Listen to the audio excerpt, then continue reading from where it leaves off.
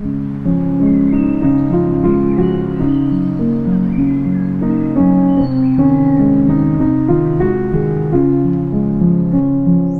malam sebelum tidur.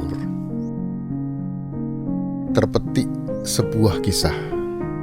Seorang pemburu berangkat ke hutan dengan membawa busur dan tombak. Dalam hatinya, dia berkhayal mau membawa hasil buruan yang paling besar, yaitu seekor rusa. Cara berburunya pun tidak pakai anjing pelacak atau jaring penyerat, tetapi menunggu di balik sebatang pohon yang memang sering dilalui oleh binatang-binatang buruan. Tidak lama ia menunggu seekor kelelawar besar kesiangan terbang hinggap di atas pohon kecil tepat di depan si pemburu. Sebenarnya hanya dengan ayunan parang atau pukulan gagang tombaknya saja, kelelawar itu pasti bisa diperolehnya. Tetapi si pemburu berpikir, untuk apa merepotkan diri dengan seekor kelelawar? Apakah artinya dia dibandingkan dengan seekor rusa besar yang sedang saya incar? Tidak lama berselang, seekor kancil lewat.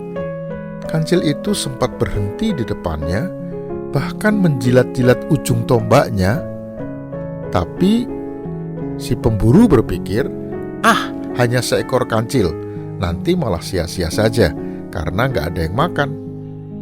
Agak lama pemburu menunggu. Tiba-tiba terdengarlah langkah-langkah kaki binatang mendekat. Pemburu pun mulai siaga penuh. Tapi ternyata cuma seekor kijang. Ia pun membiarkan berlalu. Lama sudah ia menunggu, tetapi tidak ada rusa yang lewat. Sehingga pemburu itu tertidur. Baru setelah sore, rusa yang ditunggu lewat. Rusa itu sempat berhenti di depan pemburu, tapi ia sedang tertidur. Ketika rusa itu hampir menginjaknya, ia kaget. Spontan ia berteriak rusa, sehingga rusa pun kaget dan lari terbirit-birit sebelum sang pemburu menombaknya. Alhasil, sang pemburu pulang tanpa membawa apa-apa. Sahabat Kristus, ada banyak orang mempunyai harapan terlalu besar untuk memperoleh sesuatu yang diinginkannya. Ia berpikir yang tinggi-tinggi, dan bahkan bicaranya pun terkadang sulit untuk dipahami. Tawaran dan kesempatan-kesempatan kecil dilewati begitu saja, tanpa pernah berpikir bahwa mungkin di dalamnya ia memperoleh sesuatu yang berharga. Tidak jarang orang-orang seperti itu menelan pil pahit karena akhirnya tidak mendapatkan apa-apa.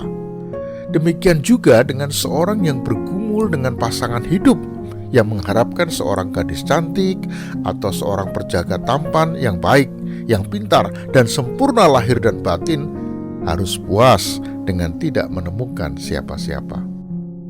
Oleh sebab itu, berpikirlah sederhana.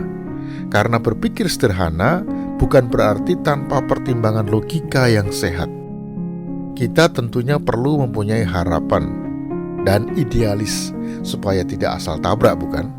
Tetapi hendaknya kita ingat bahwa apapun hadiah yang diberikan kepada kita oleh kehidupan ini selayaknya disyukuri.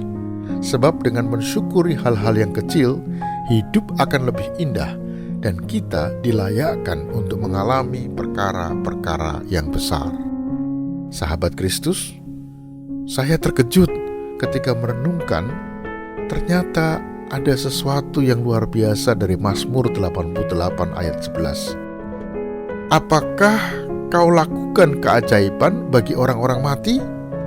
Masakan arwah bangkit untuk bersyukur kepadamu?